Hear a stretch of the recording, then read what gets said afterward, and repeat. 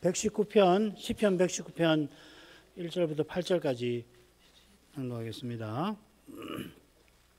행위 완전하여 여호와의 법에 행하는 자는 복이 있음이요 여호와의 증거를 지키고 전심으로 여호와를 구하는 자가 복이 있도다.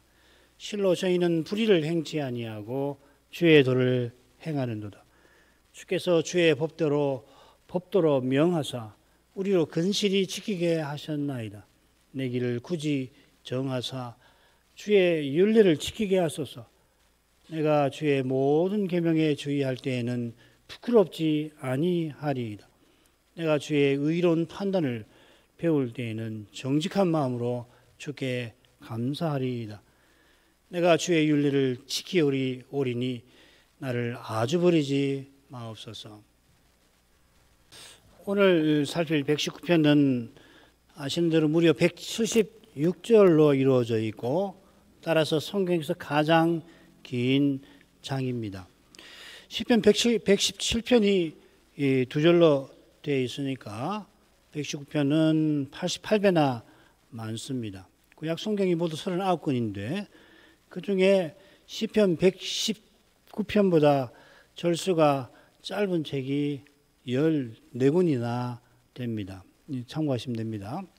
신약 성경 중에는 시편 119편보다 절수가 많은 것이 10권이니까 절수가 적은 책은 무려 17권이나 됩니다. 절수 많은 책을 밑에 수록해 놓았습니다.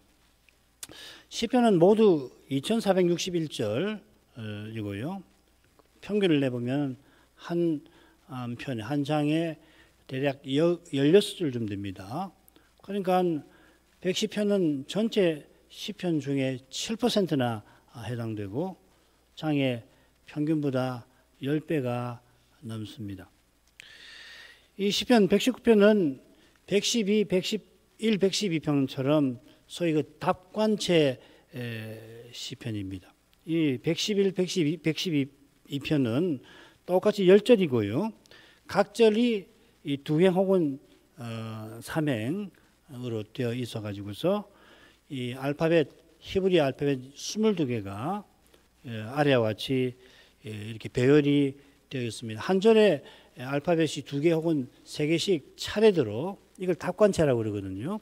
그렇게 되어 있습니다. 반면에 시편 119편은 비슷하지만 좀 다른데 8절이 매절 똑같은 절의 맨 앞에 똑같은 알파벳이 시작됩니다. 그래서 1절부터 8절은 히브리어 알파벳 처음 알렙이 8절에 나오고요. 그 다음 8절은 두 번째 베트라고 하는 집이라는 말인데 나오고 세 번째는 길멜, 그 다음 달렛, 해, 와우, 자인, 헤트, 요드, 카프, 라멧, mem눈, 사멕, 아인, 베차드, 코프레신, 타우 이 22개가 8절씩. 그러니까 히브리어 성경을 보면 맨 앞에 철자가 똑같이 알파벳 8개씩 이렇게 되어 있습니다. 기가 막히죠.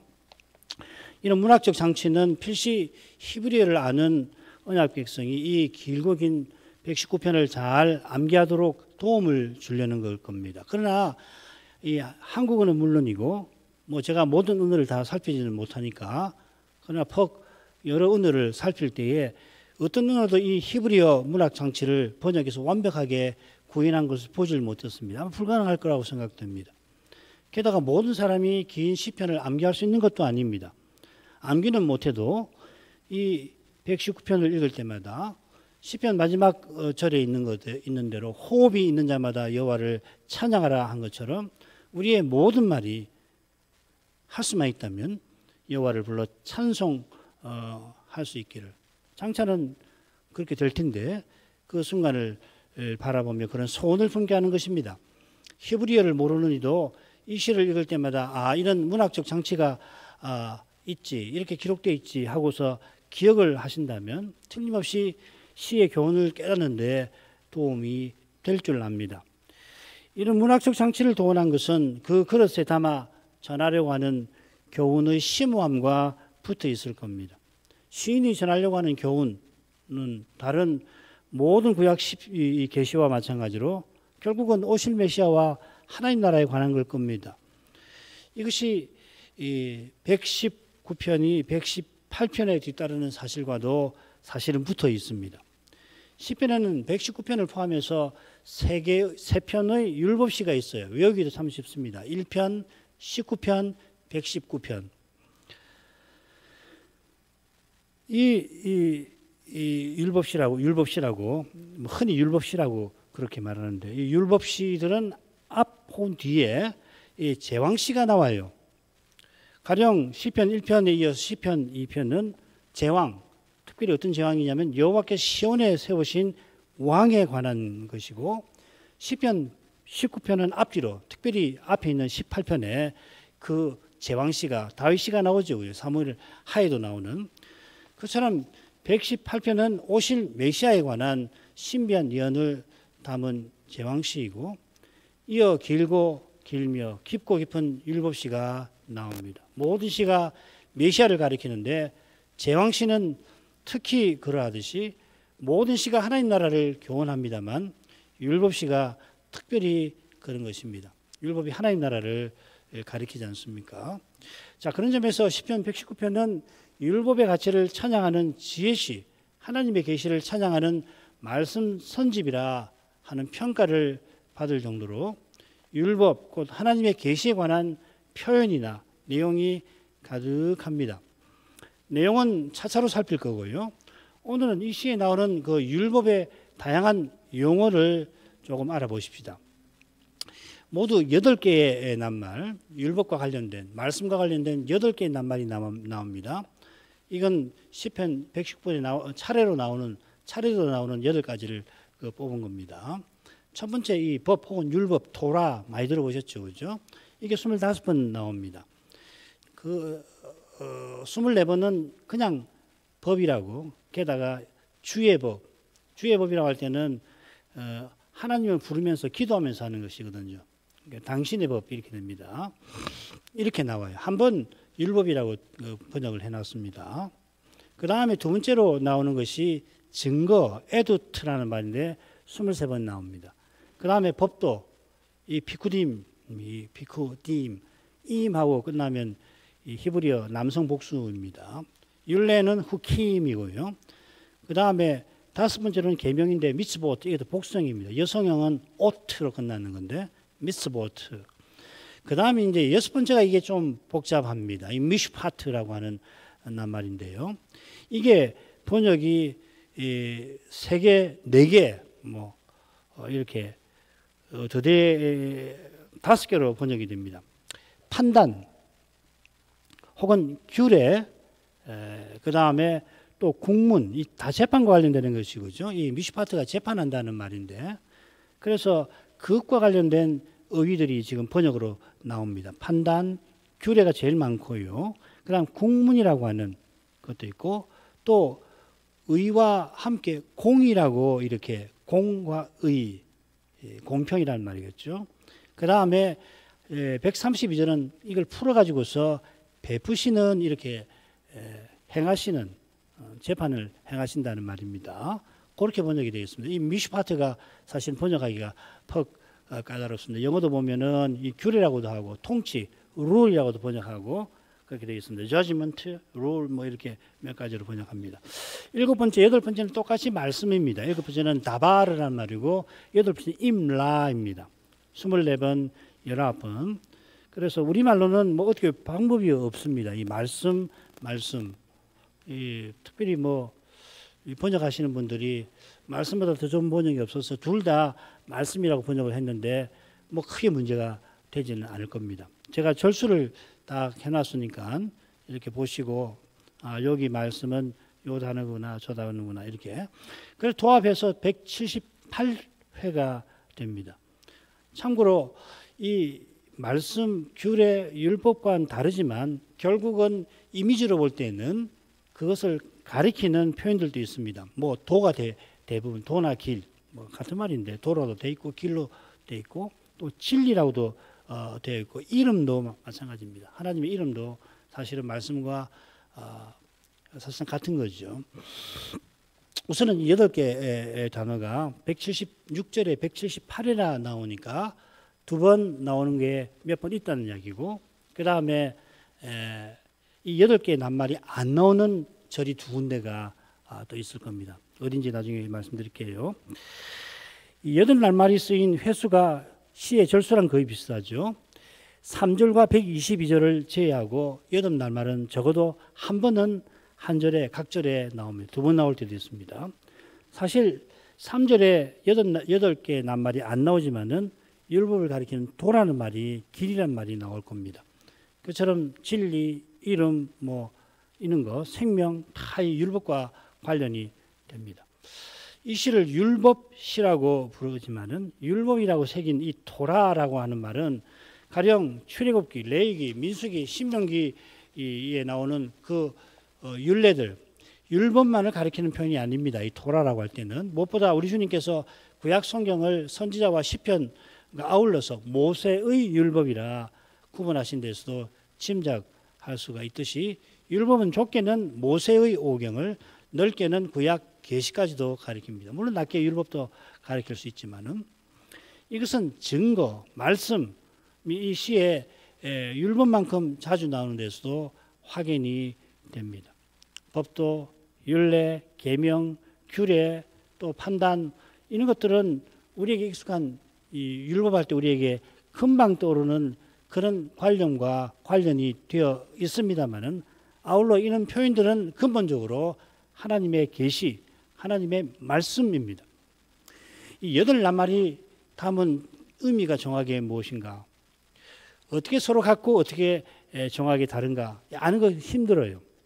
대략 구분한 책들도 있긴 있습니다만은, 가령 이 시편에서 가장 중요한 동사 중에 하나가 지킨다 하는 겁니다. 오늘 읽은 8절에도 지킨다는 표현이 낱말이 여러 번 나왔죠. 2낱말인데 이 샤마르 말고도 또 나오는데, 이 동사는 율법과 관련된 8낱말이 다 쓰입니다. 8낱말이 의미의 차이가 분명히 있지만은 그 차이는 오히려 8개 낱말이 함께 여호와의 말씀, 계시의 다양한 측면과 내용을 아울러 가리키는 겁니다. 예를 들면 이런 것입니다. 잠언 말이에요. 잠언은 실천적 지혜를 가르치는데, 지혜와 관련된 몇 가지 중요한 낱말도 방금 말씀드린 것과 비슷한 방식으로 사용됩니다. 한번 열거해 볼게요. 지혜, 훈계, 명철, 총명, 슬기, 지식, 학식, 모략, 도략. 구별이 될 듯 말 듯 하시죠, 그죠?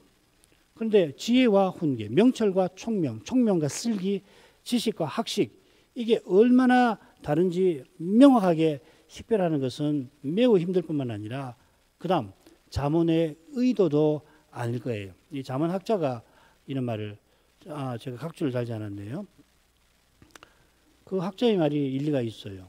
그게 과연 잠언을 쓴 이 솔로몬의 의도일까? 그걸 정확하게 다 구분해서 쓰라는 말일까? 확실하게 식별되는 약간의 그 차이들을 더해 가지고서 성신의 지혜라는 것이 대체 무엇일까? 그것을 자꾸 깨닫도록 하고, 그리고 그 지혜를 따라가는 것이 중요하다 하는 겁니다. 그처럼 율법시에서 율법과 관련된 8낱말도 비슷하게 대하는 것이 좋을 것입니다. 처음에 의미를 정확하게 규정해서 이렇게 딱딱 그렇게만 적용하는 것은 무리입니다. 그리고 지혜롭지도 못하고 시인의 의중도 아닐지 모릅니다. 이 낱말들이 메시아께서 세우시는 하나님 나라의 이면저면을 보여준다, 이렇게 생각하시면 좋겠습니다. 첫 시간에 이 시의 배경에 관한 이야기가 길어졌는데 한 가지만 더 말씀을 드려야 되겠습니다. 그것은 이 시의 역사적 배경에 관한 겁니다. 시에서 역사적 배경을 찾는 것 매우 어렵기도 합니다만은, 대체로 그런 배경과 상관없이 시를 읽는 경향이 사실은 많지요. 가령 이 시도 시인의 원수들이 어김없이 등장합니다. 시 중에 원수가 나오지 않는 시는 하나도 없습니다. 이 원수는 여호와께서 이루시는 구원 역사와 관련된 인물들입니다. 여호와께서 여인의 후손을 보내어 구원하실 약속이 있어서 시인이 이 원수들의 문제를 다루는 거죠. 상세한 내용은 본문을 살피면서 생각하는 게 좋겠고, 시의 마지막 절을 간단히 보십시다. 이 8절도 같은 건데 176편 이렇게 되어 있습니다. 이런 양같이 내가 유리하오니 주의 종을 찾으소서. 내가 주의 계명을 잊지 아니함이니이다. 8절도 비슷하죠, 그죠? 나를 아주 버리지 마옵소서. 이 구절은 잃어버린 양의 비유를 떠오르게 합니다. 이 비유의 역사적 배경은 이스라엘이 열방에 포로 잡혀가는 사건입니다.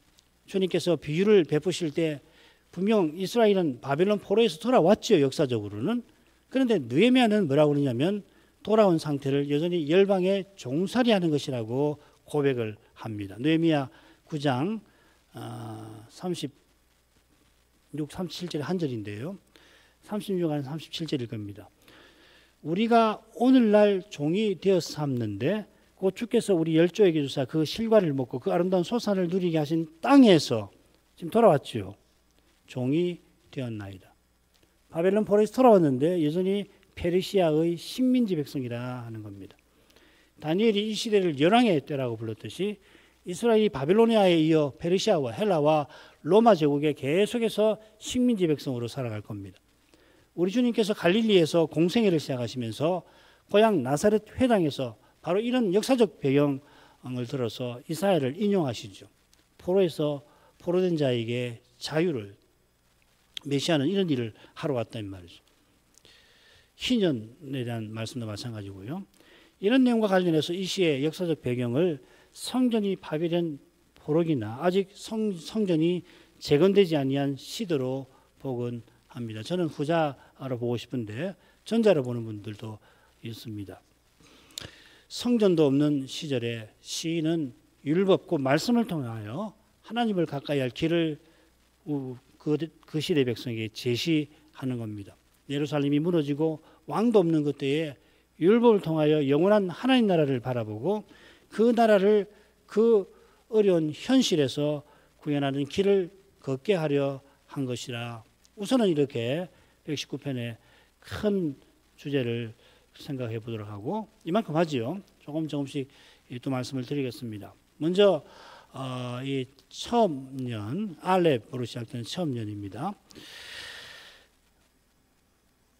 이 첫 번째 연은 다섯 개로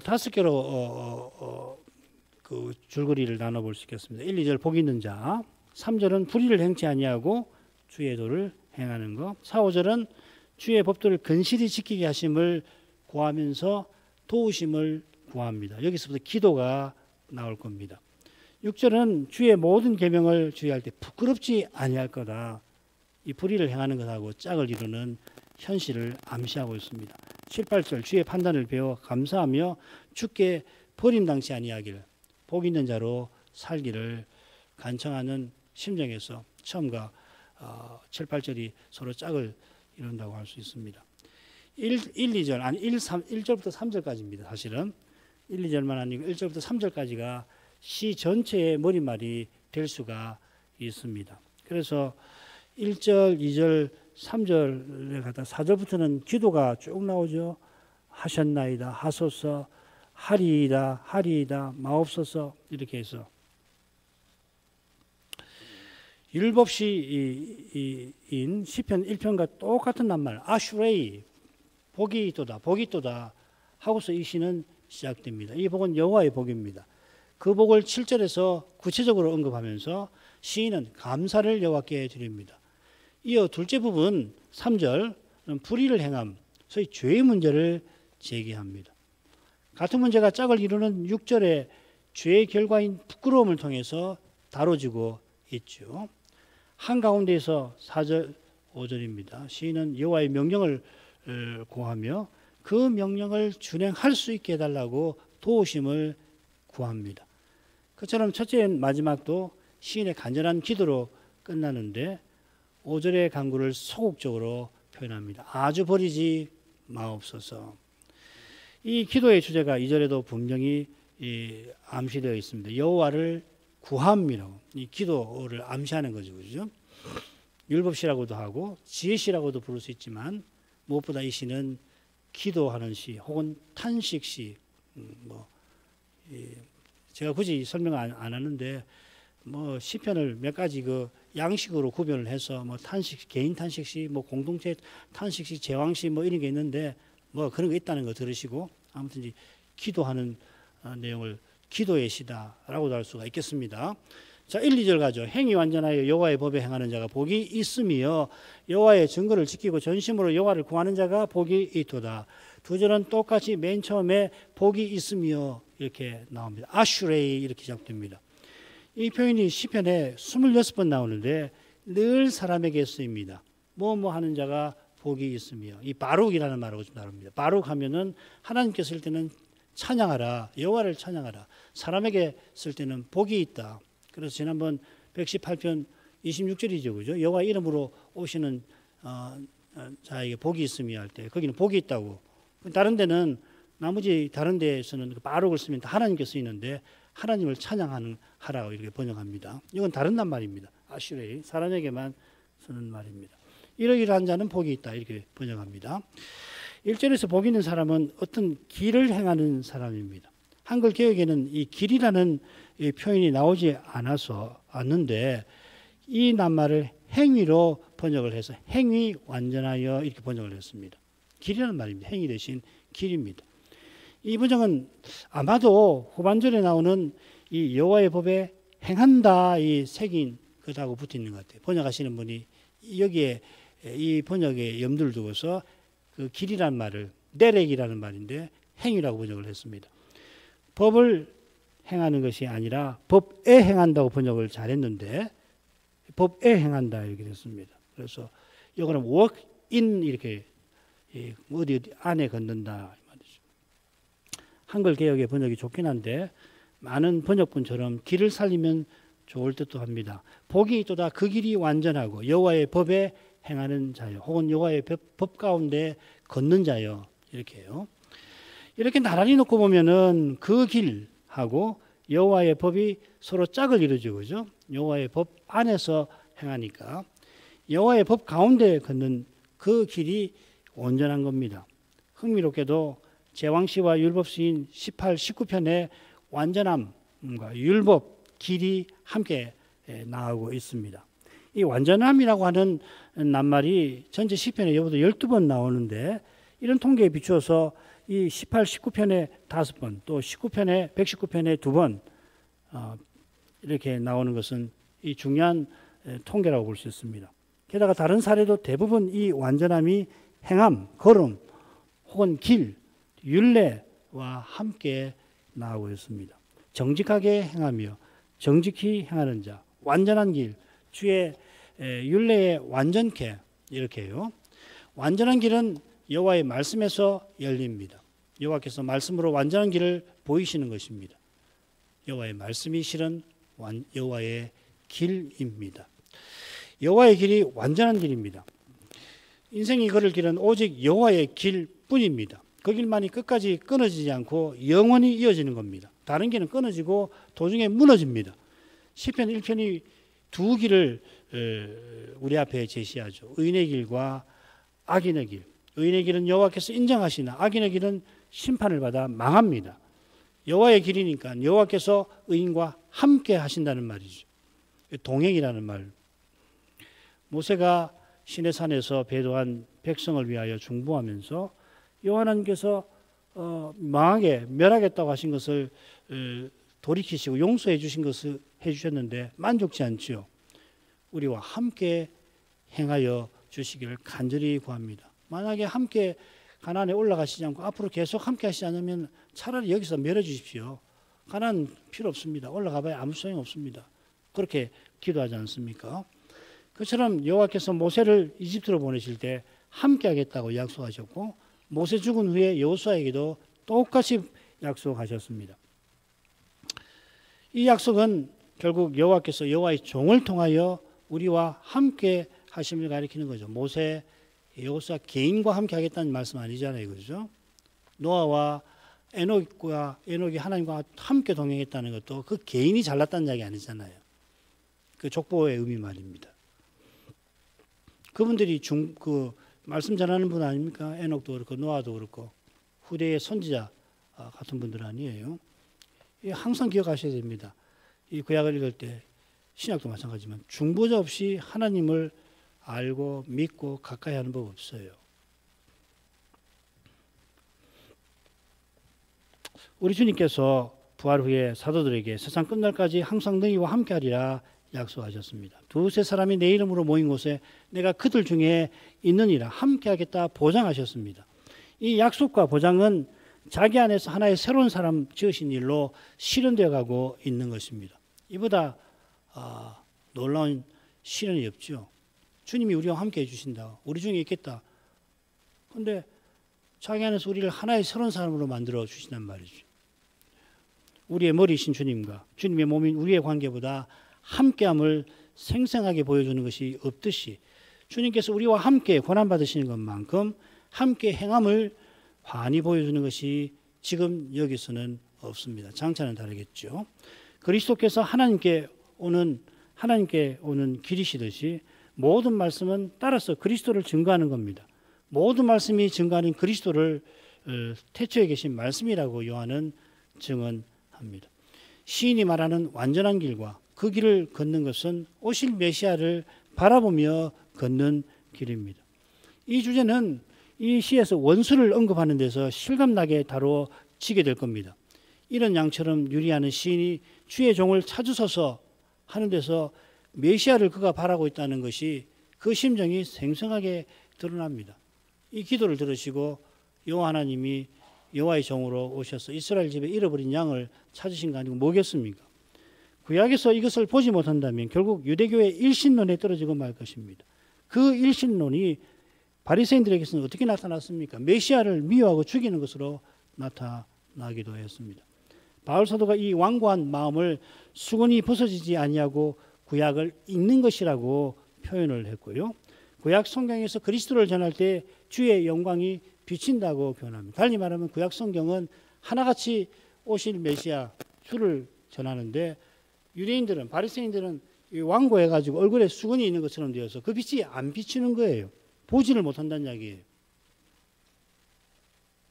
구약을 읽으면서 오실 메시아에 대한 내용은 하나도 없고 이 구약의 무슨 역사적 내용이나 혹은 이 자문 같은 데에서 이렇게 살면은 아주 이 세상에 살기 좋겠군. 만약에 그렇게 하고 그친다면 성경을 제대로 읽는 게 아니죠.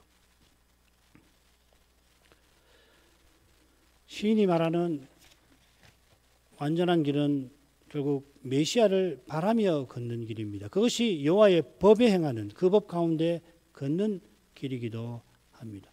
자, 이것은 여호와의 증거를 지키는 것과 딱 붙어 있는 겁니다. 방금 살핀 주제에 비춰서 여호와의 증거를 지키는 것이 어떤 건가 잘 보여주는 이 말씀이 있습니다. 25편 10절입니다. 여호와의 모든 길은 그 언약과 증거를 지키는 자에게 똑같은 말입니다. 증거, 에드트, 샤마르. 이 샤마르 아닙니다. 죄송합니다. 다른 말입니다. 증거를 지키는 자에게 인자와 진리로다. 여기 지킨다는 말은 참 드문 말이거든요. 샤마르하고 달라서. 첫째로 여호와의 증거는 그분의 언약과 동전의 양면과 같습니다. 증거라고 새긴 이 낱말은 언약과 바꿔 쓸 수도 있습니다. 그래서 증거궤, 언약궤, 언약궤를 증거궤라고 하는데 이 증거라는 말, 에드트는 이 브리트, 언약의 옛말이라고 하는 해설도 있습니다. 같은 말이란 말이죠.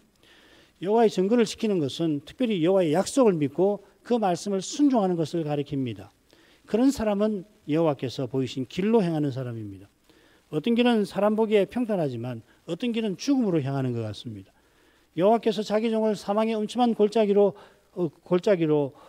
지나가기도 하십니다. 그러나 어떤 길이든지 주께서 이끄시는 길이면 그 길은 인자요 진리입니다. 무슨 말입니까? 이끄시는 주께서 친히 언약을 이루시고 약속하신 복을 주신다 하는 말입니다. 예레미야 선지자가 바벨로니아에게 항복하고 포로 잡혀가라 할 때에 국수주의자들, 불과 몇십 년 전에 그 사람들이 요시아와 함께 구약교회를, 구약의 나라를 개혁했던 그 장본인들인데 그 국수주의자들이 이 매국노하면서 예레미야를 죽이려 했습니다. 그러나 선지자의 말대로 포로 잡혀간 바로 거기서 다니엘과 세 친구가 실로 위대한 일에 하나님의 구속 역사에서 위대한 일에 쓰임을 받지 않았습니까? 특히 다니엘이 오실 메시아를 전하는 그런 실로 위대한 예언을 받아 전파하였던 겁니다. 이보다 위대한 일이 어디 있습니까? 다니엘을 통해서 하신 일들 중에 우리가 너무도 인상적이어서 다니엘이 남의 꿈도 알았다더라. 또 다니엘이 이런 일도 했다더라. 저런 일도 했다더라. 그걸 우리는 자꾸 생각하지만 제일 위대한 일이 뭡니까? 오실 메시아를 깨닫고 전했다는 이거예요. 이걸 모르면은 결국 사람이 뭘 자꾸 할 수밖에 없습니다. 하나님 말씀 물론 성이 안 차니까 배울 수 있어요. 그가 고토로 돌아가지 못하고 페르시아에서 생을 마감했습니다마는 아브라함처럼 메시아의 때를 보고 기뻐하며 떠났겠지요. 아브라함이나 다니엘이 메시아의 때를 바라보았던 것은 결국 전심으로 여호와를 구하는 심정과 붙어 있습니다. 이 119편의 전심으로라고 하는 표현이 정확히 똑같은 표현이 4번도 나오는데 보십시다. 전심으로 여호와의 말씀을 지키고 또 전심으로 여호와의 은혜를 구하고 전심으로 부르짖었다 이렇게 쓰이고 있습니다. 여호와의 은혜를 구하고 여호와께 부르짖는 기도가 여호와를 전심으로 구하는 심정과 붙어 있겠죠. 여호와를 전심으로 구하는 것은 여호와를 전부로 삼는 겁니다. 이 심정은 첫째 연 끝에 나오는 강과도 잘 어울립니다. 나를 아주 버리지 마옵소서. 우리 주님께서 십자가에서 나의 하나님 의자에 나를 버리셨나이까 하신 바로 그 사실 덕분에 인생이 나를 아주 버리지 마옵소서 구할 수가 있는 겁니다. 시편 22편의 시인이 사자 들소 개에게 죽게 될 뿐만 아니라 그 다음 저가 여호와께 의탁하니 구원하실 걸 건지실 걸 하며 백성들에게 조롱당하는 데서 극심한 고통을 고난을 겪었던 겁니다. 겸비하게 회개하는 시인을 백성이 이렇게까지 비방하였습니다. 잘 믿는다더니 꼬라지 좋다 이 말이죠. 그런 현실에서 시인이 주를 부르짖는데 주님이 응답을 하지 아니하십니다. 시편 20편 시인의 고난의 가장 깊은 곳에 해당되는 거죠. 우리는 자꾸 죽는 것만 생각하는데 이게 죽음이죠. 주님께 부르짖는데 응답을 하지 아니하시는 거예요. 그럼 믿음마저 흔들립니다. 이런 현실에서 여전히 여호와를 부르짖는 그것이 바로 주를 구하는 겁니다. 우리가 주를 구한다는 건 이런 거예요. 지금 여기서는 이 기도가 가장 순수하게 주의 증거를 지키는 모습일지 모르겠습니다. 우리 주님께서 겟세마네에서 아바 아버지하고 부르짖으신 데서 하나님을 전부로 삼는 심정이 무엇인가 많이 드러납니다.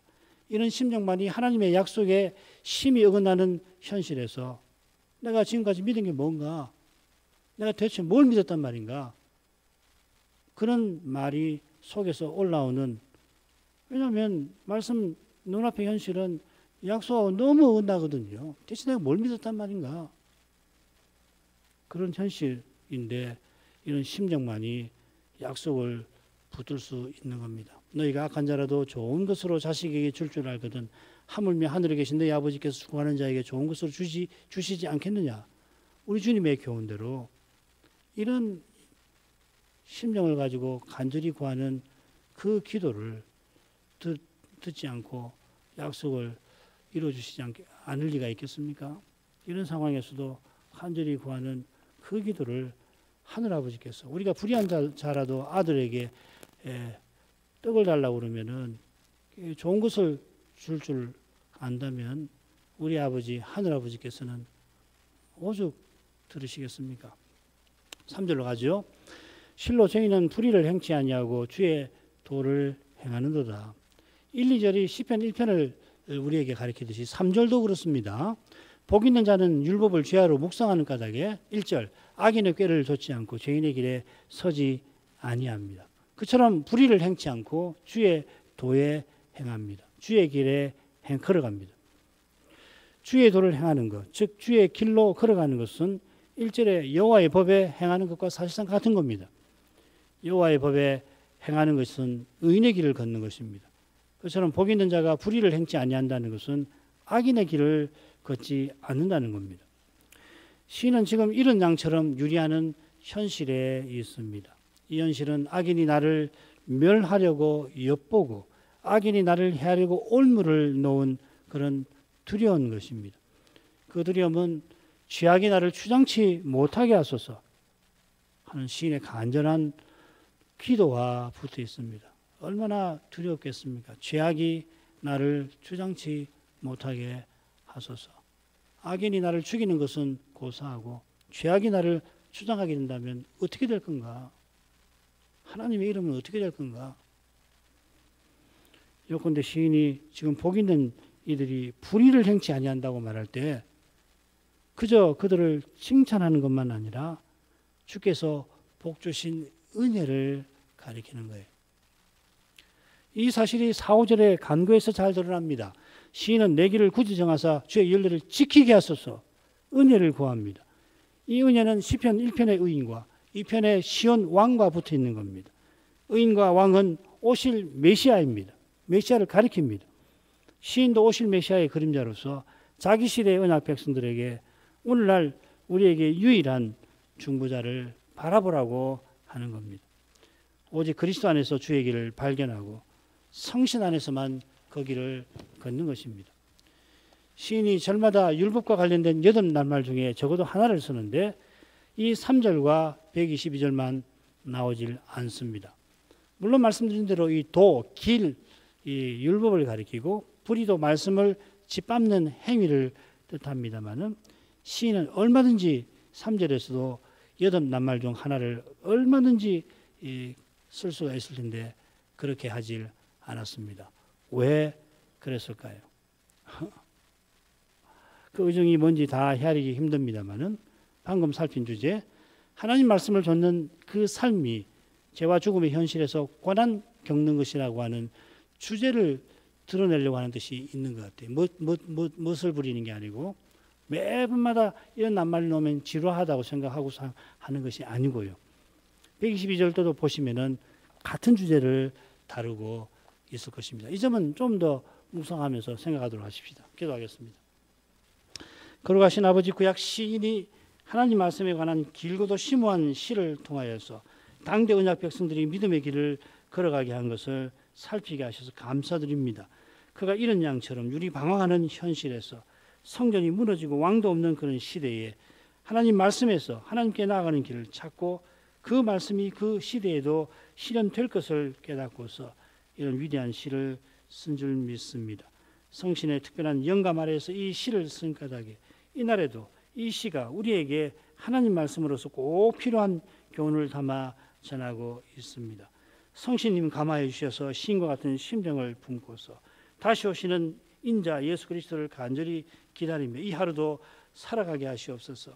시인이 8개의 낱말을 쓰면서 말씀에 관하여 길게 교훈한 것은 그만큼 그 현실이 그의 현실이 말씀의 빛이 아니면은 도저히 헤아릴 수 없이 어렵고 복잡한 것임을 가리키는 것도 같습니다. 이 시대에 중요한 것을 볼 눈도 오직 말씀에 있음을 주님 잘 알고 계시나이다. 이 말씀이 풍성하고 심오하게 전파되도록 주의 종들을 일으켜 주시고 그들에게 성신을 내 은사를 더하여 주시옵소서. 예수님 이름으로 기도합니다. 아멘.